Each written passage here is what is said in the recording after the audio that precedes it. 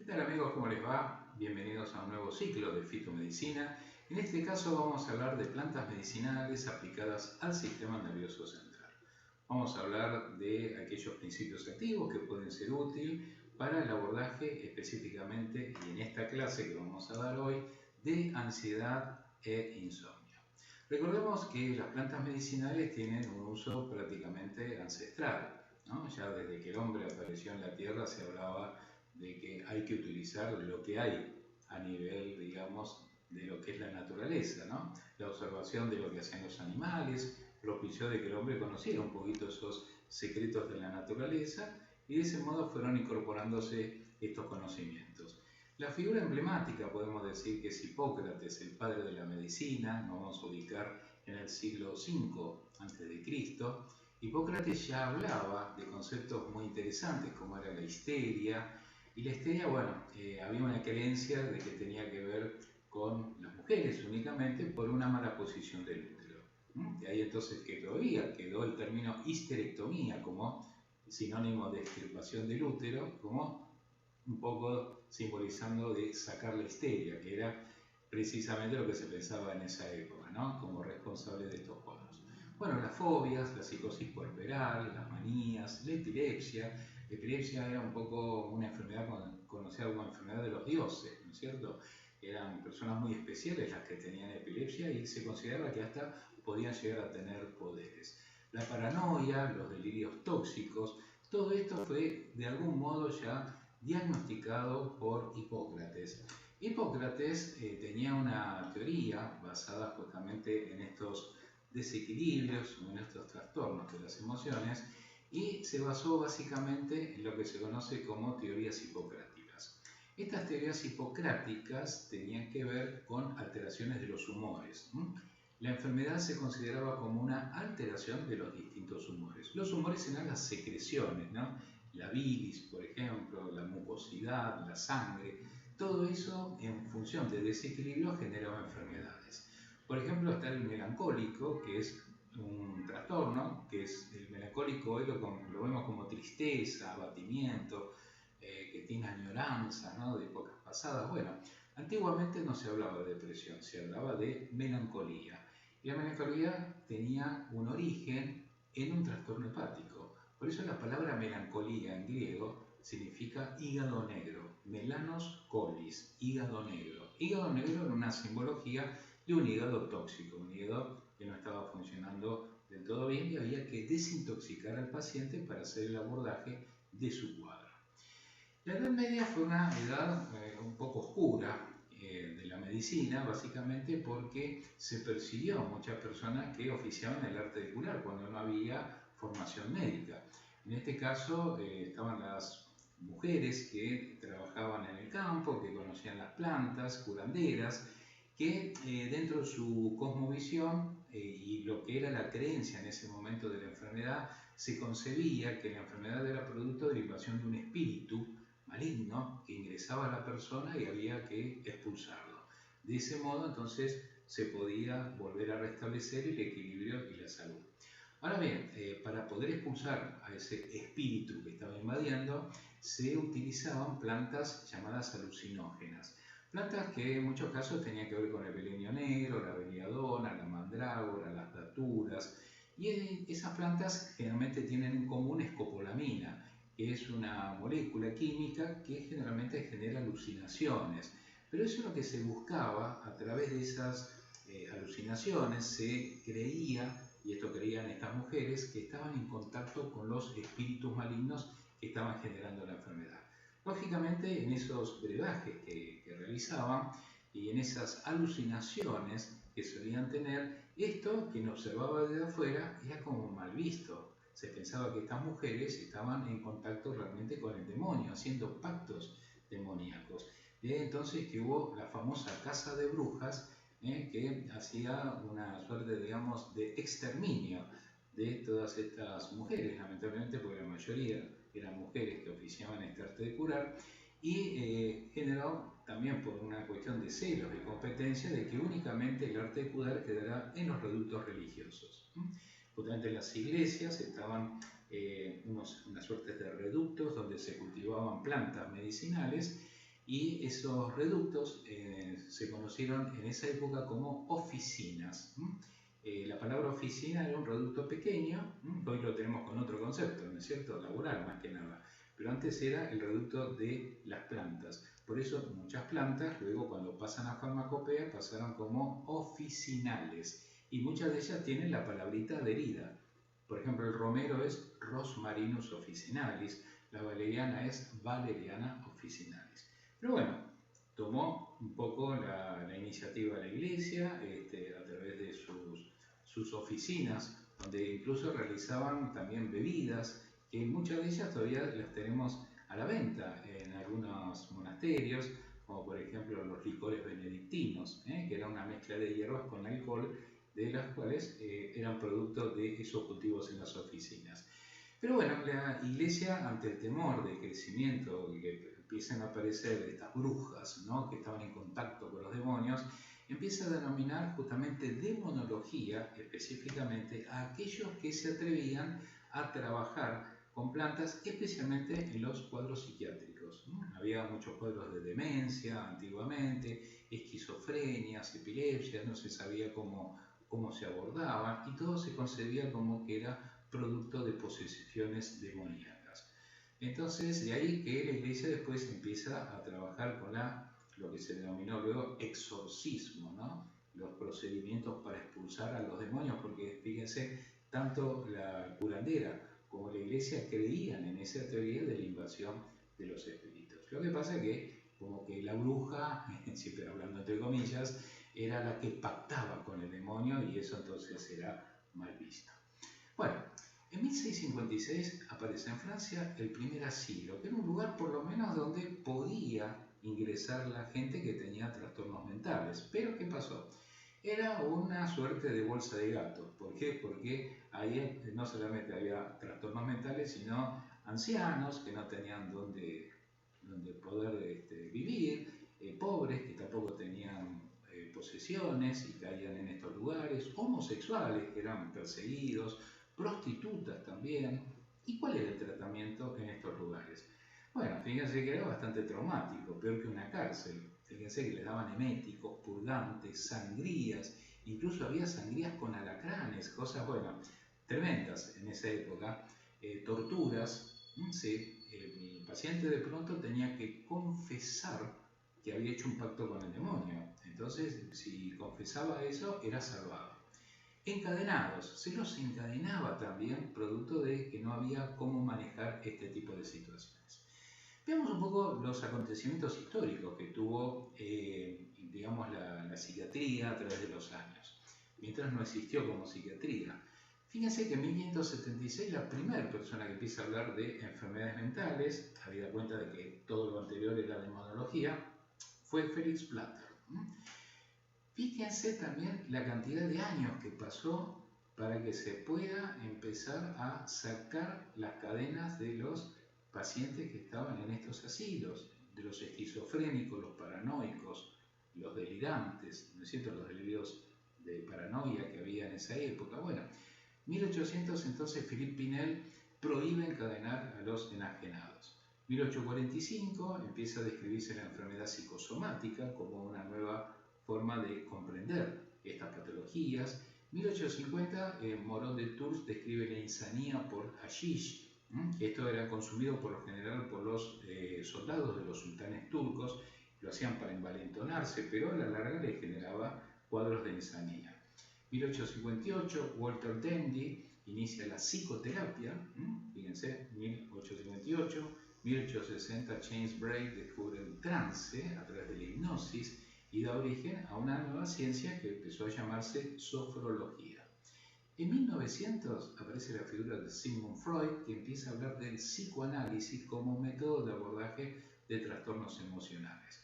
En 1912 empieza a introducirse el fenobarbital y empieza la era de los barbitúricos, especialmente en epilepsia. En 1920 Adler empieza a hablar de calidad de vida. Fíjense que esta palabrita que usamos tan a menudo, ¿no? Calidad de vida, bueno, ya lo había mencionado Adler. Y seguramente alguno preguntará, ¿tiene que ver este señor con los quesitos Adler? Sí, forma parte de la familia Adler de Alemania que dio origen después a alimentos saludables y a estos famosos quesitos. En 1935 se descubren las anfetaminas para el abordaje de la depresión.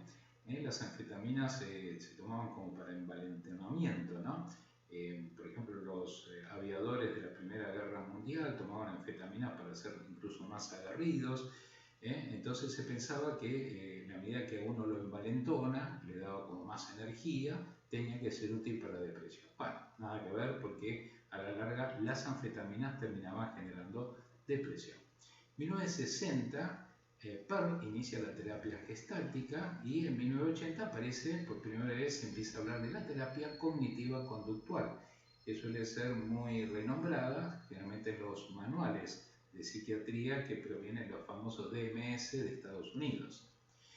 La historia de los medicamentos también tiene sus particularidades.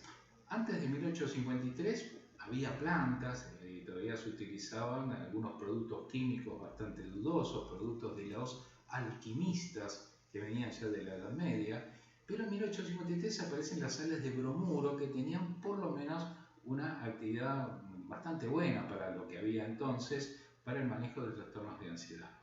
Entre 1901 y 1910 aparece el hidrato de cloral, el urutano, el sulfonal como remedios adicionales a las sales de bromuro.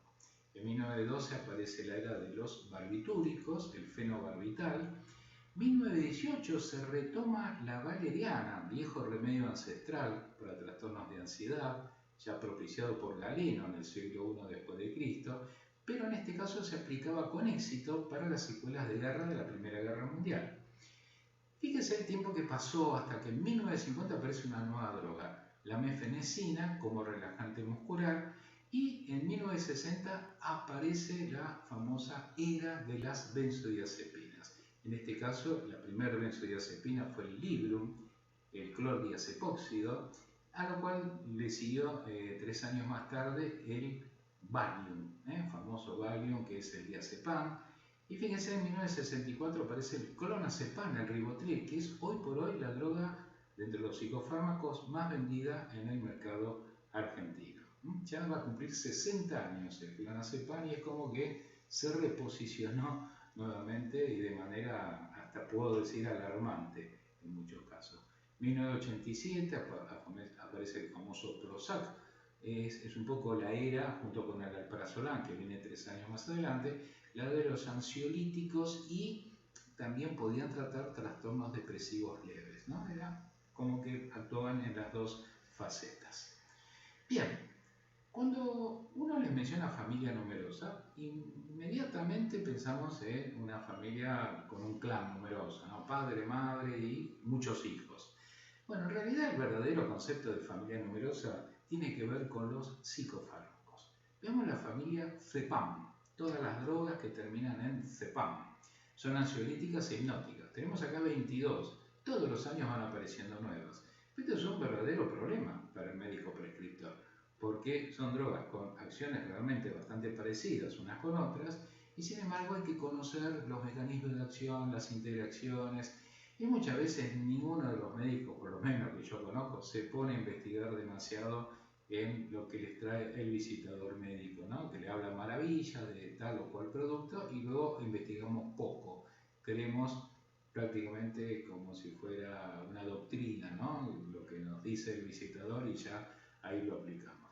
Y esto tiene que ver mucho con los casos luego de trastornos relacionados con intoxicaciones por psicofármacos, porque de un modo no conocemos realmente todos los problemas de efectos adversos que a veces pueden llegar a traer.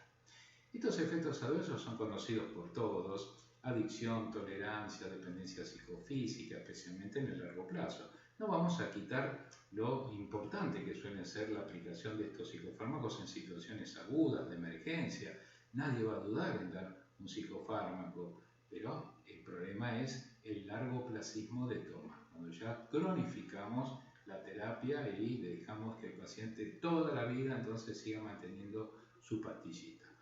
Somnolencia que puede generar luego accidentes de tráfico muy serios, pérdida de reflejos, amnesia, disminución de la agudeza mental, disminución de la coordinación motora, pérdida de la libido, engorde, como vemos en muchos casos también de algunos antidepresivos.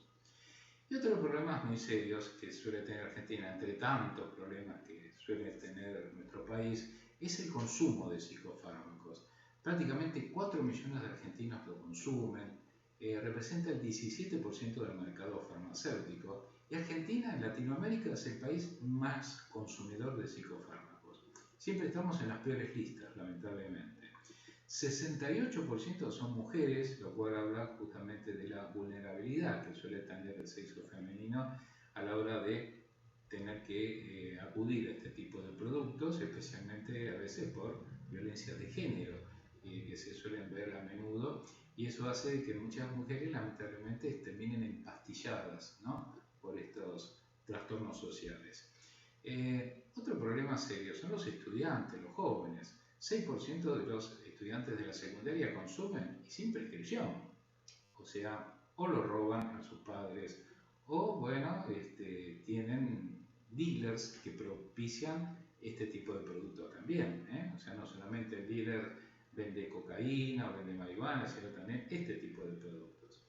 Y otro dato muy importante y lamentable es que el 67% lo consume antes de los 15 años. Estas son cifras alarmantes porque luego estos chicos se van preparando a la larga para ser adictos. Entonces esto tiene que llamarnos mucho la atención. El más empleado, el más recetado es el clonazepam, le sigue el alprazolam. La venta de psicofármacos creció 4 veces más que la de medicamentos en general en estos años de pandemia, lógicamente por la situación de incertidumbre, de encierro que conllevó esta pandemia. Sin receta en los hombres subió un 31.7% y en las mujeres un 14.2%. Ni que hablar de lo que se vende por internet, que esta es una vía no legal. Fíjense que no es necesaria la prescripción, lo dice el cartelito directamente, pedilo por internet que te lo enviamos a domicilio. Es una práctica que se ve mucho en Estados Unidos y que también está ocurriendo en nuestro país y no tenemos cifra de esto. Realmente, si sumáramos la cantidad que ingresa por esta vía, que no está contabilizada, sería más alarmante la situación. Bien, cuando hablamos de ansiedad, tenemos que hablar, generalmente, cuando uno dice soy ansioso, bueno, tenemos un deseo anticipado de querer saber las cosas con antelación. Son esas personas que cuando se ponen en una película ya quieren saber el final, cuando todavía la película está empezando. La palabra ansiedad viene de ansius, que significa en el latín, que significa angosto. Es como que uno va caminando por un desfiladero, por un pasillo que se va angostando, sentimos las paredes que se nos van acercando y eso genera transpiración, puede generar pánico, puede generar ansiedad por encontrar la salida rápidamente. Por lo tanto, entonces, los trastornos de ansiedad pueden tener distintas categorías. Tenemos el estrés postraumático, que aparece luego de un trauma emocional muy fuerte, una pérdida familiar, un accidente, etc. Los ataques de pánico, que se han puesto muy de moda también. El fóbico social, aquel que rehúye a todo tipo de eventos donde haya gente. Los trastornos de ansiedad generalizados, conocidos como TAC, y que suelen a veces desencadenar en ataques de pánico. Y como complicación de todo esto tenemos el insomnio y la depresión. Así que esto es un poco un cuadrito general como para que tengan idea hacia dónde se disparan todos estos procesos. Dijimos que la pandemia fue un disparador de las ventas de medicamentos, psicofármacos, y tenía que ver justamente con la gente perdió sus rutinas habituales producto del encierro, faltaban ya sus trabajos, hacían las tareas en la casa, pensamientos agoreros, qué será del futuro con esta pandemia. Bueno, todo esto disparó entonces problemas de ansiedad y de insomnio. Bueno, acá vemos gráficamente un poquito, ¿no? El obsesivo compulsivo, de pronto cuando estaba la época de pandemia más marcada, ¿no es cierto? Todavía es como que esto no terminó del todo, pero en la época más marcada, el alcohol en gel, había gente que estaba 25 veces poniéndose alcohol en gel en las manos por día. Eso tenía mucho que ver con estos obsesivos compulsivos que empezaron a incrementarse básicamente en la pandemia. El fóbico social, que no puede estar ni siquiera en un consultorio, son esos que llaman y le dice a la secretaria, por favor, me da un turno, pero quiero que no haya nadie en la sala, que me atienda a mí primero, ¿no? Suele verse, indudablemente. Bueno, de epidemiología ya hemos hablado un poquito, digamos, la incidencia poblacional de los trastornos de ansiedad es del 10 al 20%, pero más de la mitad de la población ha transcurrido en algún momento con problemas de ansiedad. Por suerte no siempre han sido medicados, no necesariamente tiene que ser medicado con un psicofármaco, puede ser, digamos, tratado también con otros métodos. Hay, por ejemplo, terapias que tienen que ver, como dijimos, la terapia cognitivo-conductual, el yoga, la meditación, terapias corporales, etc. El sistema GABA es un poco el sistema que está en el sistema nervioso que nos va a permitir entender estos mecanismos por los cuales van a actuar tanto las drogas químicas, que los psicofármacos, como las plantas medicinales. El GABA es un neurotransmisor que, en la medida que se produce, se libera, va a generar calma, tranquilidad, va a bajar los decibeles. Por lo tanto, se considera un neurotransmisor de tipo inhibitorio. El GABA, que es el ácido gamma-aminobutírico, empieza, digamos, como a despolarizar la célula nerviosa, hace ingresar el cloro al interior, eso genera la hiperpolarización y eso, al hiperpolarizarse por el ingreso del cloro, la célula como que pierde la excitabilidad. Es como que hay que pincharla mucho como para que se excite. Las benzodiazepinas actúan generando GABA, pero vamos a ver que las plantas medicinales también van a generar GABA por un mecanismo bastante similar, aunque con una potencia distinta. Las benzodiazepinas naturales, las naturales, están presentes, por ejemplo, en la leche materna. Por eso el bebé, ustedes ven la figura, toma la leche y al ratito se queda dormido tomando la teta. ¿Por qué? Porque dentro de las moléculas conocidas como benzodiazepinas naturales están las llamadas benzopironas. Estas benzopironas tienen su origen, son moléculas que tienen su origen de pronto en determinados alimentos que uno ha consumido, y esos alimentos en la mezcla química han generado este tipo de molécula, de la cual esta benzopirona es la madre molecular de las benzodiazepinas.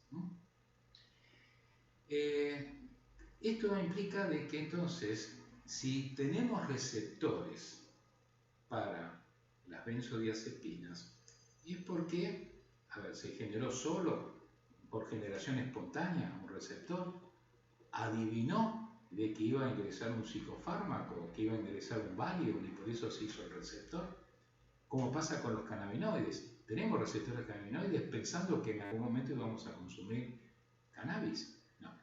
Por lo general, uno va ingresando alimentos y esos alimentos suelen tener ya benzodiazepinas naturales y por eso, con el transcurrir de la historia del consumo de alimentos, el organismo fue generando esos receptores. Por ejemplo, fíjense en el estragón que se utiliza en la cocina diaria, tiene delorazepam y temazepam. O sea, tiene dos productos que luego han sido sintetizados. O sea que podemos decir muchas veces que el hombre no descubrió nada, porque ya estaba en la naturaleza. El estragón tiene delorazepam y temazepam. La papa tiene temazepam y diazepam. Está básicamente en la parte verde, en el tubérculo verde, que generalmente no se come, pero sabemos de que ahí hay, entonces, diazepam. Está también en la avena y en la lechuga. Son moléculas parecidas al diazepam. Por eso uno de los viejos remedios de la abuela para descansar a la noche era hacer jugo de lechuga, porque se suponía que ahí hay moléculas parecidas al diazepam. Bueno, tenemos el melatonina de pronto que regula el sueño en el tanaceto, que es una planta muy utilizada en los casos de migrañas y cefaleas, pero también en el hipérico hierba de San Juan, que se utiliza como antidepresivo. Las habas, fíjense, chauchas por general, tienen L-Dopa. Justamente tienen la L-Dopa que es importantísima en el tratamiento o el abordaje de los pacientes con Parkinson. Y una planta como la Grifonia simplicifolia es una de las fuentes más ricas en 5-hidroxitriptófano, que es el precursor de la serotonina. Por lo tanto, como ustedes pueden apreciar, Ya en la naturaleza teníamos elementos que iban a tener un desarrollo posterior en la industria de los psicofármacos. Tenemos acá un cuadrito básicamente estructural para que lo, se concentren bien y lo incorporen rápidamente a efectos de saber cuáles son los más útiles y cuáles son aquellos que podemos utilizar con mayor medicina basada en la evidencia, ¿no es cierto? En azul están los más estudiados, la valeriana, el cava-cava, 5-hidroxitriptófano que dijimos, tetanga, Grifonia simplicifolia que vimos recién, el naranjo amargo, el cedrón, una planta que la teníamos siempre para trastornos digestivos y que generalmente hoy se investigó mucho para trastornos de ansiedad. Bueno, todas estas que están en el lote azul son las más investigadas, las más estudiadas, las que mejores resultados le van a dar. El segundo grupo son las que están un escalón por debajo, especialmente están estudiadas estas también, pero quizás en potencia farmacológica están un poquito por debajo. La melisa, el lúpulo, ashwagandha es de la medicina ayurveda, conocida como Witania somnífera, una planta que quien hace ayurveda seguro la habrá sentido nombrar. La avena, también muy utilizada antiguamente para los trastornos de ansiedad. Y en el grupo quizás que está un poquito más abajo, tenemos la amapola, el tilo y la manzanilla, que están un escalón por debajo de las del grupo naranja, en cuanto a potencia farmacológica. Esto no implica que podamos mezclar. De pronto vieron que a veces encontramos valeriana con melisa y tilo, y está en productos que se venden en comprimidos, o lo podemos ver en bolsitas para hacerse un tecito de la noche. De modo tal entonces que las plantas permiten este tipo de combinaciones que suelen ser bastante eficaces. Recordemos los alimentos que nos pueden proporcionar serotonina. Sabemos que la serotonina también es un neurotransmisor que va a buscar calma, relax. Parte de los psicofármacos a veces van a buscar este tipo de neurotransmisor, como la gabapentina, por ejemplo. Ahí tenemos, vieron hasta las ricos, la barrita de chocolate, los plátanos o bananas, la palta o aguacate, el brócoli, por ejemplo, frutos rojos, frutos secos, ají, miel, nueces o avellanas, jugos verdes. Todo, por lo general todos estos colaboran, haciendo una dieta rica en estos alimentos, a bajar los decibeles. Bien, entonces, las plantas medicinales, y acá tenemos este listadito, ¿no? Valeriana, pipermetístico es cava o cava-cava, melisa, lúpulo, pasiflora, naranjo amargo, tilo, todos ellos actúan sobre ese receptor GABA, estimulándolo, generando entonces una mayor producción para disminuir las corrientes nerviosas. Ahora bien, tenemos diferencias entre el fármaco, benzodiazepinas, el fármaco químico, y los benzodiazepinas naturales, que es el listadito anterior. Primero, a favor de los productos naturales no generan ni adicción ni dependencia. Hay escasos riesgos de sobredosis. Por ejemplo, una persona se puede tomar 30 comprimidos de valeriana y no se va a morir. A lo sumo dormirá 12, 14 horas seguidas y no va a pasar más allá de eso. Potencia farmacológica es inferior la de los psicofármacos naturales a las benzodiazepinas. Es inferior. Uno dice, una valeriana no es equivalente de pronto a un alprazolam. Pero a veces esto puede constituir una ventaja. ¿Por qué? Porque si yo tengo un trastorno del sueño, no alcanzo a dormir bien, por un problema X bien definido, me peleé con el jefe en el trabajo, con mi señora, con, no sé, un problema X, me peleé con mi hijo, bla, bla, bla, bla. Es un trastorno pasajero a veces. Entonces, ¿para qué te vas a alquilar un problema con un psicofármaco con el cual vas a dormir excelente y después vas a decir, la verdad, qué bien que dormí con este psicofármaco, y lo vas a seguir tomando? Y ahí radica el peligro justamente de la adicción y la dependencia en el largo plazo. Porque ya en la dependencia va a haber que subir la dosis. El clonazepam, la gente a veces se engaña. Dice, no, doctor, yo tomo 1 miligramo de clonazepam. Y pero el máximo es 2,5. De pronto, 1 miligramo de clonazepam es más que 5 miligramos de diazepam. porque el máximo de diazepam generalmente es 25. Entonces, no hay que engañarse con estas mínimas dosis, ¿no? 1 miligramo, ¿qué es 1 miligramo? Sí, pero 2,5 es el máximo. Entonces, lo que nosotros decimos muchas veces es que para arrimarnos un poco a la potencia farmacológica de una benzodiazepina química, a veces combinamos 2 o 3 plantas. Especialmente, por ejemplo, combinamos la valeriana con la melisa y el lúpulo, o la valeriana pasionaria y tilo. Vamos buscando esas combinaciones para acercarnos. Igualmente, juntando las 3, no llegamos a lo que es el psicofármaco químico. Pero a veces no necesitas justamente tanta cantidad de potencia para un problema pasajero. Ahí está el oportunismo de toma que tenemos que tener conciencia. Estos productos son de venta libre, bajo receta. En su momento había aparecido el hipérico hierba de San Juan, que se ve más que nada en depresión, pero por lo general el resto son de venta libre. No alteran los reflejos y no engordan. Algo detalle que para muchos también es importante. Las presentaciones son en infusiones, tenemos formas de tintura, tenemos comprimidos, tenemos también gotitas de aceite, como se ha posicionado un poco el aceite del cannabis. Los ensayos en animales para determinar si una planta es útil en trastornos de ansiedad y estrés son generalmente pruebas que son comunes a los productos químicos. Por ejemplo, el test del nado forzado. Se pone en cubetas con agua a los ratoncitos, se los deja ahí, el ratoncito empieza a patalear, quiere respirar, ¿no es cierto?, para no hundirse. Bueno, entonces, si el ratoncito al cual se le da, al grupo de ratones que se le da el ansiolítico natural, de pronto está más tranquilo, no está pataleando tan a lo loco y se mantiene más tiempo ahí flotando que el otro que está desesperado. Esa es una prueba. La otra es la prueba del laberinto, en la cual se coloca un ratoncito y se ponen varias salidas. En una de las salidas está el queso. El ratoncito huele queso, pero a ver en cuál de estas salidas está. El ratoncito que suele haber consumido el ansiolítico natural encuentra más rápido la salida. Estas pruebas son sencillas y por lo general permiten encontrar una comprobación de lo que dice la medicina folclórica, ¿no? Porque lógicamente Galeno y Hipócrates hacían estas pruebas, pero esto es lo que se corrobora a nivel de evidencia.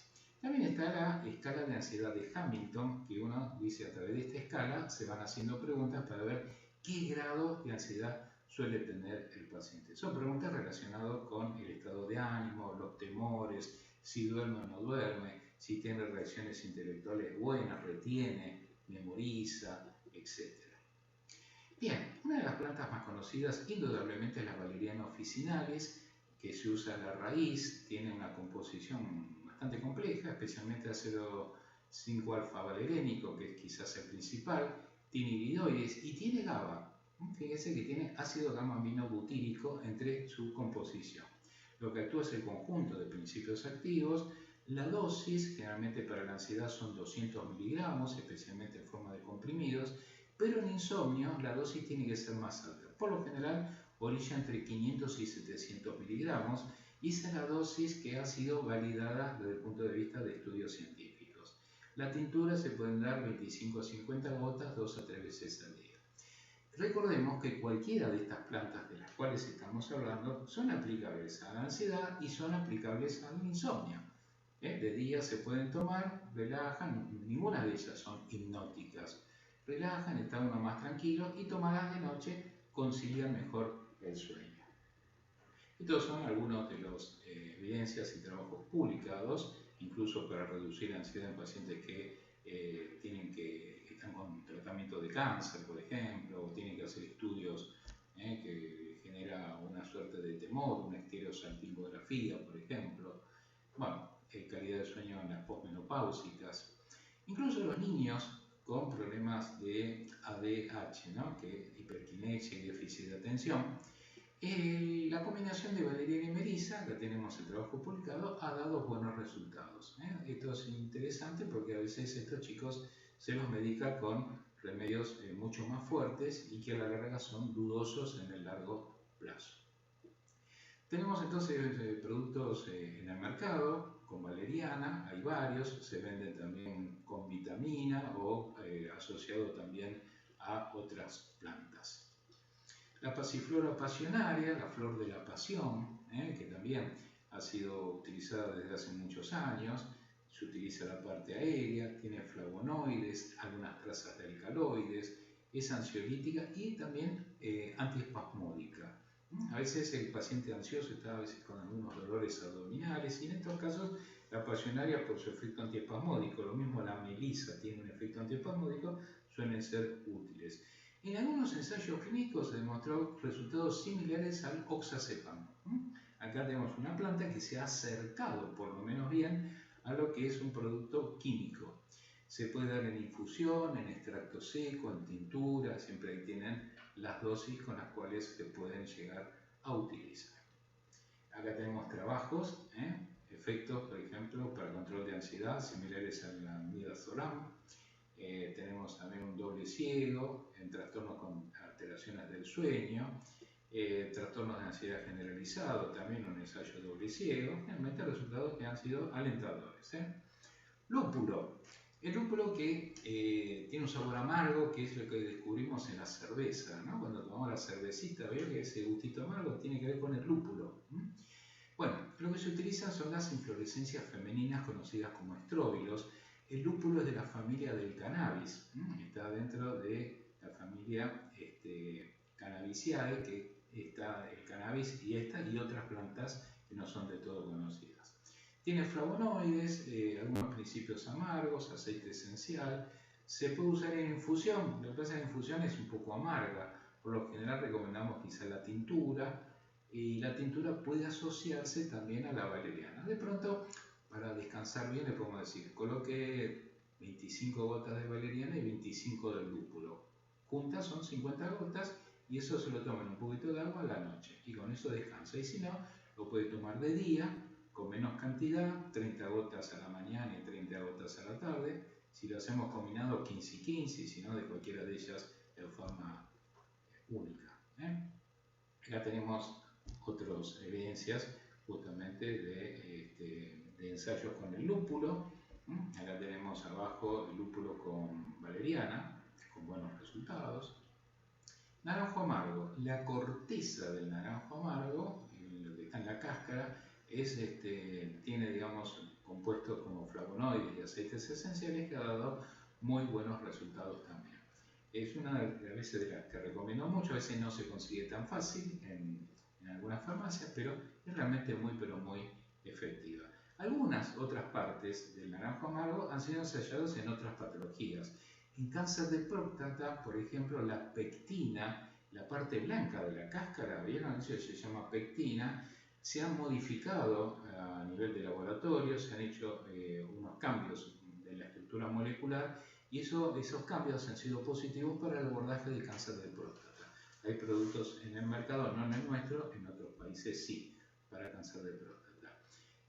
La sinefrina, también como inhibidor, no tanto del apetito, porque realmente tiene un efecto más lipolítico que inhibidor del apetito, pero bueno, se ha utilizado en obesidad también. Se puede usar la infusión de las flores, en este caso las flores del naranjo amargo tienen un efecto sedante también interesante, si no la cascarita de la corteza, por así decirlo, del fruto también puede ser utilizado. En ese caso en decocción, porque las partes siempre un poquito más duras no van en infusión sino en decocción. Colocar el agua y se pone a calentar. Y la tintura lo mismo, fíjense que básicamente siempre son las mismas dosis, 25 o 50 gotas, 2 a 3 veces al día. Ya tenemos trabajos justamente con el naranjo amargo en los cuadros de ansiedad.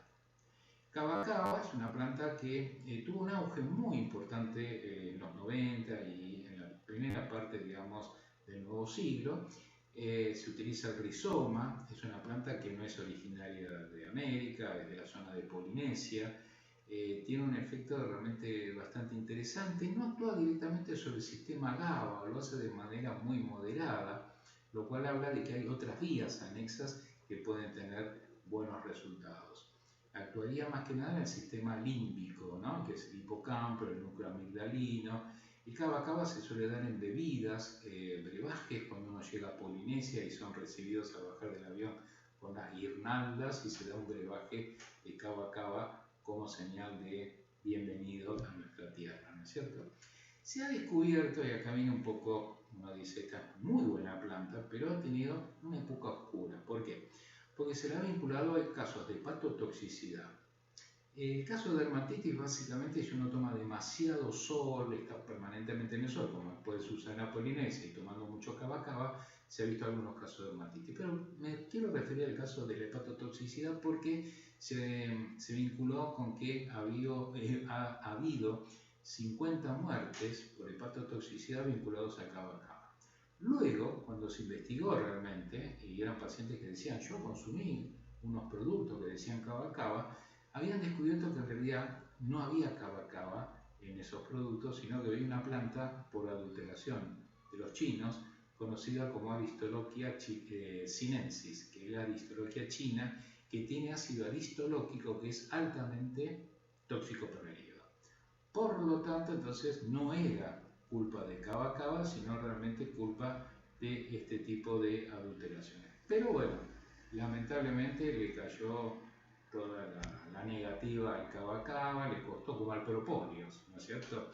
Recuerdan lo que pasó con el propóleos en Argentina. El problema del propóleo ya en los 80 determinó la creación de la ANMAT. Así que tuvo su época oscura, pero luego se descubrió que el propóleos realmente es altamente efectivo, pero le costó salir del barro. Lo mismo le pasó a cava cava, que lentamente se va posicionando otra vez en los mercados.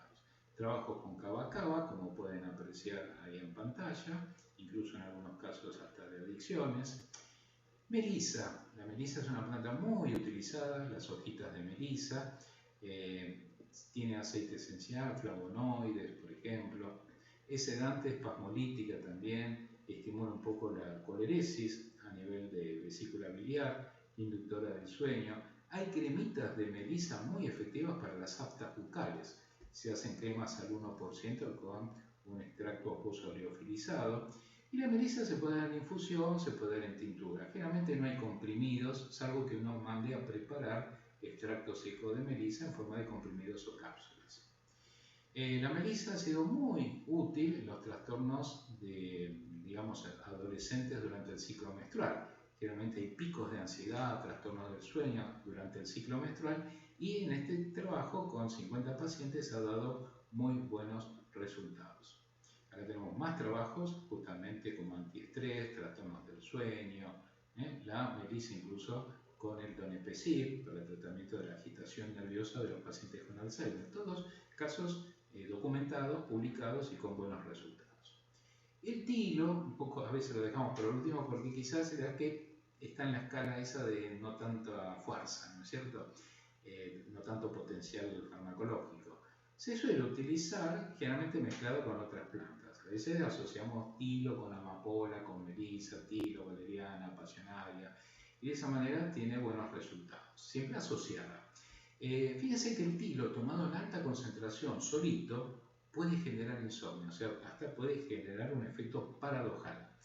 Se utiliza muy bueno como antitusivo, atención, tos a la noche que altera un poco el sueño, entonces metan tilo ahí, porque el tilo es antitusivo, por más que por ahí no lo tenemos dentro de esa categoría. La amapola, se las mencioné recién, atención, la amapola no es tóxica, ¿no? Las semillitas de amapola adornan el pan, por ejemplo, es de la familia justamente de las plantas del opio. Esta es Papaver rhoeas, la del opio es Papaver somniferum, es una planta muy parecida, pero no es la misma. Esta de pronto de acá no vamos a obtener morfina. Así que la amapola común se puede utilizar perfectamente, es antitusiva también, por eso a la noche cuando predomina tos, vieron que a veces uno por la posición horizontal, si son fumadores y tienen alguna dificultad nocturna, amapola con tilo es muy buena para lograr el sueño y además para calmar un poquito la tos. La manzanilla también es una planta que si bien la tenemos como digestiva, pero asociada a otras puede ser útil en los trastornos de ansiedad y trastornos del sueño. Se puede dar en tintura, se puede dar en infusión. Aminoácidos que tienen actividad ansiolítica, acá tenemos por ejemplo la tianina que está en el té verde, aumenta la producción del GABA, esto es interesante, regula serotonina y dopamina, está en el listado GRAS de la FDA. El listado GRAS es el listado de plantas seguras para su utilidad, o sea que la tianina del té verde es segura totalmente. Tenemos productos que, por ejemplo, tienen 5-hidroxitriptófano, que es precursor de la serotonina. Este caso puede adicionarse incluso al 5-hidroxitriptófano plantas como la valeriana, la melisa, el tilo también. Así que tenemos productos que logran mantener las dos situaciones. El aceite de cannabis se suele usar también para trastornos del sueño. Todavía no tenemos, si bien tenemos un par de productos aprobados por ANMAT que están indicados en epilepsia refractaria, pero esas mismas gotitas, calibrándolas un poco, tomándolas a la noche, pueden también actuar en mejorar la calidad del sueño. Acá tenemos que estudios preliminares de 300 miligramos por dosis suelen ser útiles como ansiolíticos y facilitadores del sueño. A veces son 2 gotitas o 3 gotitas antes de acostarse. ¿Plantas ansiolíticas se pueden usar en pediatría? Sí, pero algunas no. Por ejemplo, acá les dice, esto está ya supervisado por la Organización Mundial de la Salud, por la ESCOP, que es la Cooperativa de Sociedades Científicas de Fitoterapia de toda Europa, y por la Agencia Europea del Medicamento. Por ejemplo, si chicos mayores de 12 años se puede dar melisa, pasionaria, tilo, de 6 a 11 ahí tienen las dosis que se pueden utilizar, de 3 a 5, y por ejemplo de 2 añitos, solamente la melisa, no la pasionaria y no el tilo. La melisa, atención, tiene una contraindicación única, que es en pacientes con hipotiroidismo, conviene no tomar, porque puede inhibir la producción justamente de T3 y T4. Terapias corporales no las dejen de lado, son muy útiles, tai chi, qigong, meditación, son complementos, por lo general, de plantas que podamos utilizar. Los trastornos del pánico, a veces la planta puede lograr cierto estatus, ¿cierto?, de lograr efectos, pero a veces se requiere quizás un ataque de pánico generalizado o recurrir a psicofármacos, ¿no? Pero bueno, mientras el paciente está bien y puede manejarse la situación, se pueden utilizar algunos recursos naturales también. Los ataques de pánico están creciendo lamentablemente con el correr del tiempo, se incrementaron también con la pandemia y puede en ocasiones llevar al abuso de psicofármacos, especialmente del clonazepam, que se suele dar como pasto, ¿no?, en estos pacientes. Los tratamientos del ataque de pánico, el abordaje psicológico siempre es importante. En estos abordajes se trata de borrar como hacemos con la computadora, ¿no? Cuando está muy cargada, ¿qué hacemos? Vamos a la papelera de reciclaje y tiramos toda la basura, la eliminamos. Es un poco la limpieza que hay que hacer también en nuestro disco rígido que tenemos en el cerebro. El tratamiento natural del pánico puede utilizarse flores de Bach, el Rescue Remedy, que es muy tradicional quienes usan flores de Bach, que es una combinación de 5 plantas. La homeopatía tiene también trabajos interesantes con Ignati, arsénico, aconitum. 5-hidroxitriptófano, que lo vimos recién, también se puede utilizar en estos cuadros. La vitamina B6 en dosis de 100 a 200 miligramos diarios. El magnesio suele ser un coadyuvante, que también el magnesio es coadyuvante en el insomnio. Las personas a veces toman magnesio a la noche y duermen bien. Así que ténganlo presente también, es buen recurso. Adaptógenos, en este caso rodiola, ashwagandha, ginseng. Los adaptógenos son plantas que permiten adaptar al individuo frente a situaciones adversas de su entorno. En un ataque de pánico, el paciente ve que el entorno le es desfavorable. Entonces, estas plantas logran condicionar al paciente a adaptarse mejor a esa situación. Así que, como ven, podemos evitar también los psicofármacos en estas situaciones. El cannabis, atención, fumado, puede incrementar los casos de pánico, sobre todo cuando el paciente es fumador de larga data. Entonces, fíjense las publicaciones, ¿no?, que atestiguan todo esto. En el insomnio, recordemos entonces que cualquiera de los productos que hemos mencionado lo podemos utilizar dados a la noche para el abordaje. El tema del insomnio cada vez tenemos como consecuencia consecuencia de la pandemia, más cantidad de casos. No todos a veces recurren a tratamiento con un psiquiatra, a veces la gente manguea psicofármaco, ¿no? Como decía, le piden al vecino o al tío o al padre, le piden, pasame la pastillita que tomás, porque ahí empieza la cadena. Y ni que hablar de, a veces, farmacias por ahí inescrupulosas que lamentablemente venden sin receta este tipo de productos, y ni que hablar de las ventas por internet, ¿no es cierto? Y también, hagamos justicia, los médicos inescrupulosos que recetan, doctor, el paciente vino por artrosis, pero sabe que mi mamá no duerme bien, no me hace una recetita de clonazepam, y entonces mintiendo, ¿no? Diciendo que la mamá es la que lo va a tomar, resulta que ese producto es para la persona y el médico va y lo receta también. Entonces, bueno, son conductas que hay que tomarlas en cuenta. Atención, ¿no? Que hay drogas que pueden generar insomnio, por ejemplo, anabólicos. Los pacientes que van al gimnasio, que consumen muchos anabólicos, pueden tener insomnio. Estimulantes con cafeína o bebidas energizantes, los corticoides, generalmente tomados a la noche también, anfetaminas, que ahora no se dan tanto, pero en su momento también eran causa de insomnio, la supresión brusca de los hipnóticos, cuando uno corta de golpe, y puede haber también insomnio, los jet lag, que tienen que ver con los cambios de meridiano, cuando uno va de, no sé, de Argentina a Australia y salimos de día y llegamos de día y la noche nunca llega, entonces ahí se nos cambia un poco el ritmo horario. Síndrome de piernas inquietas también puede ser responsable de estos cuadros, los reflujos gastroesofágicos, las hernias hiatales, que a veces nos despiertan a la noche con una sensación de acidez extrema en la garganta, nos despierta y ahí también puede alterarse el sueño. Complicaciones, el insomnio puede complicar con depresión, trastornos en los reflejos, en la memoria, cansancio. Claro, el paciente que no duerme el otro día no funciona, ¿no? Recordemos los ciclos del sueño, que hay una fase no REM y una fase REM, ¿no? La fase no REM, ahí si lo analizamos con un electroencefalograma, vamos a ver que predominan las ondas lentas, podemos soñar, a veces no lo recordamos ese sueño, estamos con un estado de relajación, y la fase REM, ahí hay ondas rápidas, que son como parecidas a las personas despiertas, hay mayor actividad, pero el paciente todavía está dormido. Sueña y está profundamente dormido. Fíjense el ciclo, ¿no? Por noche se suceden 4 o 5 ciclos de sueño de unos 90 a 110 minutos de duración. Y cada ciclo de sueño inicia con 4 fases no REM que finalizan en una REM. Que el ciclo REM es un poco la parte final del sueño y es con la que a veces nos despertamos recordando lo que soñamos.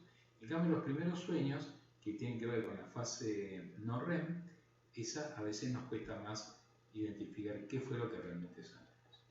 Y para conciliar el sueño recurrimos acá a alimentos ricos en melatonina. Tenemos también de pronto frutillas, plátanos, la planta del hipérico que tiene melatonina, los tomates, cerezas, un poquito de vino, no abusar demasiado. Todo eso puede, avena también, puede mejorar la calidad del sueño. Bueno, las medidas generales para conciliar el sueño, reducir el tiempo en cama, o sea, no estar tirado todo el tiempo en la cama, evitar las siestas, porque si no a veces le quitamos tiempo al sueño nocturno con la siestita vespertina, ¿no es cierto? El consumo de tabaco, alcohol, café, evitar ejercicios intensos cerca de la hora de acostarse, o sea, no ir al gimnasio a las 8 de la noche, a las 9 de la noche, porque a veces hay horarios nocturnos, tratar de evitar que el cuerpo no esté demasiado dinamizado a la noche para lograr una mejor conciliación del sueño. Evitar actividades intelectuales antes de acostarse, no estar sacando cálculos o cosas que tengan la mente demasiado preocupada. Evitar comidas abundantes a la noche, porque si no comemos mucho a la noche, la sangre va a los órganos digestivos, poco a la cabeza y quedamos ahí medio insomnes. Y asociar la cama que es para dormir, no es de pronto para estar viendo la tele, ponerse a leer, estar con la tablet, comer ahí. Tenemos que tratar de identificar qué es para eso. Recordemos que el triptófano se puede transformar en serotonina, lo mismo que la melatonina también se puede transformar en serotonina, ¿no? Hacen ciclos en los cuales terminan tanto el triptófano, que es un aminoácido que está en muchos alimentos, y en la planta grifonia pueden transformarse en serotonina. Y ya como para ir cerrando, la deshabituación. A ver, uno dice, a ver, doctor, yo estoy tomando ya, no sé, clonazepam, Valium, me gustaría dejarlo. ¿Qué puedo hacer? Bueno, a ver, vamos a hacer una deshabituación de a poco, no podemos cortar de golpe, ya lo sabemos, porque eso va a tener mayores problemas. La primera semana empezamos a reducir la mitad de la dosis del psicofármaco, la segunda semana reducimos un cuartito, lo pasamos a un cuarto ya, la tercera semana tomamos un cuarto pero día por medio, la cuarta semana empieza a tomar un cuarto de dosis solamente 3 días en la semana y ya la quinta semana tiene que dejar totalmente el psicofármaco. Y el fitoterápico lo vamos introduciendo de a poco. Podemos arrancar con mitad de dosis ya a partir de la segunda semana. O sea, la primera semana el paciente lamentablemente va a tener que bancársela. Mira, vas a tomar la mitad, es necesario que esperes un poquito, no te quiero dar ya el fitofármaco de entrada, trata de relajarte, meditar, bla bla bla, los alimentos que tienen melatonina, todo lo que hemos visto anteriormente. Trata de aguantar, porque si no, así vamos a lograr el objetivo ya a partir de la segunda semana que empezamos a introducir en mitad de dosis nuestro fitoterápico y ya la tercera semana lo metemos a dosis completa. Es la forma que vamos a obtener mejores resultados. Conclusión, entonces los productos naturales cuentan con un muy buen margen de seguridad, nadie se va a intoxicar con ellos, nadie se va a morir tomando psicofármacos por equivocación. Pueden reemplazar a los productos químicos siempre bajo la supervisación profesional.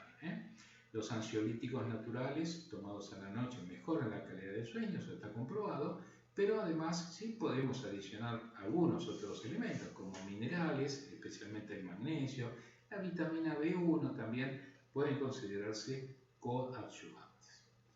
Un poquito como filosofía, ¿no? De café que decimos, ¿no?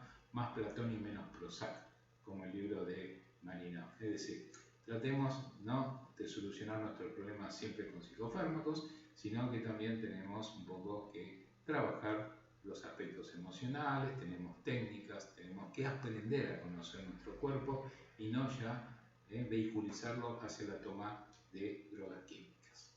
Bueno, con esto vamos cerrando entonces, les agradezco mucho la atención, ahí tienen mi mail para siempre que puedan hacer preguntas, la página de Facebook, de Instagram, donde suelo subir videos relacionados también con todas estas temáticas del mundo natural. Muchísimas gracias por la atención.